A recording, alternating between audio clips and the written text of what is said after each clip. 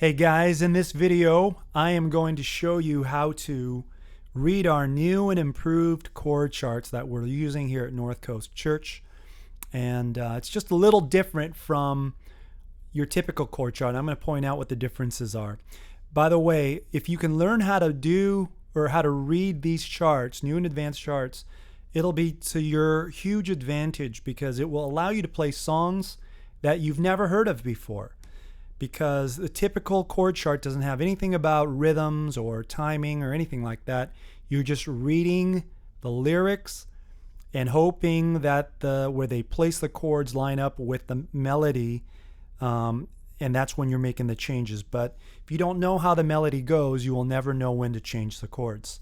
So this new format will be able to allow you to play without knowing the song at all. So a couple things you need to know. Number one is this little asterisk right there. When you see an asterisk after the title of a song on our chord charts, that will tell you that it is encoded in the new format. Okay. The second piece of info that you need to know is this: the time signature. All of our chord charts have this time signature, and what you need to know is this first number here, this 4. This is a 4. Now, it's not always 4. Some of them are 6, 8. Some of them say 3, 4.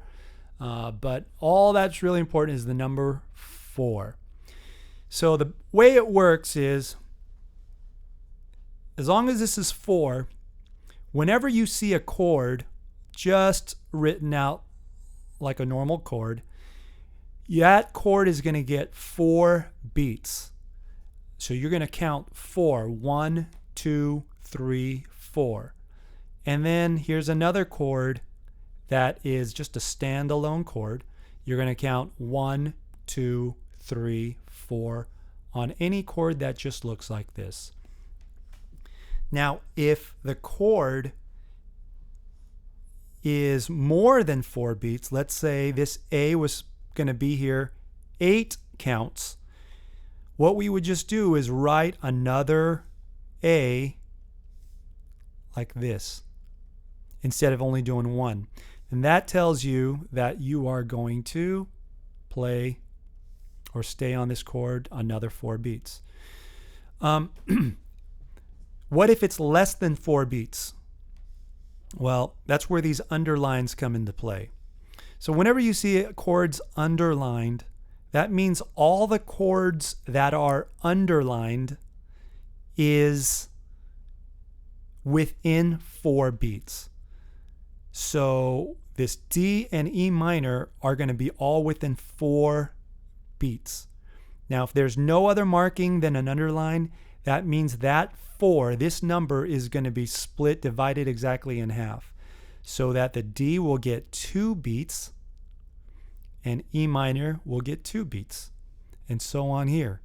G, A, D, E minor, 2 beats, 2 beats, 2 beats, 2 beats, 2 beats, 2 beats. So it's pretty simple, right? If it's 4, it's just a chord. If it's more than 4, like it's 8, 12, or 16, then we just write out more of those chords, adding 4 each. And if it's less than 4, they're going to be underlined. Well, what happens if, let's say,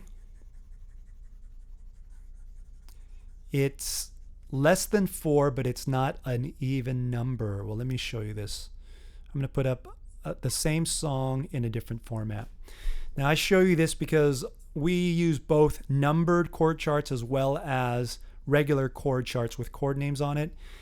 It doesn't matter. As long as it has the asterisk, it kind of follows the same rules. So let me show you this. Let's say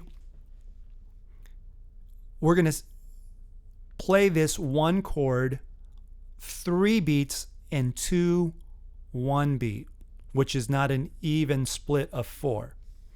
Well, if that was the case, what we would do is we would put these dots, 3 beats right after the chord number or the chord name, like that. So now you would go 1, 2, 3, 4. 1, 2, 1, 2. 1, 2, 1, 2. 2, 1, 2. 1, 2, 1, 2. And maybe on this one, let's say we were to break it up like this.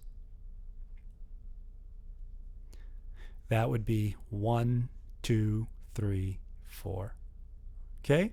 So it sounds pretty simple, right? All right. Let me give you one more example here.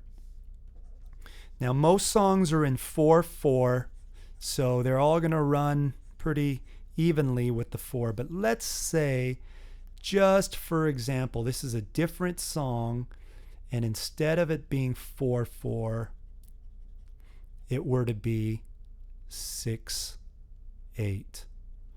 Okay? Now remember, what's important is this first number, 6. That means now any chord that is a standalone chord like these two are will get 6 beats or 6 counts. 1, 2, 3, 4, 5, 6. 1, 2, 3, 4, 5, 6. And then these chords here would share 6 beats, and as long as there's no dots, you just split them, divide them evenly. So half of 6 would be 1, 2, 3, 1, 2, 3, 1, 2, 3, 1, 2, 3. So that's how that works. That's all I got.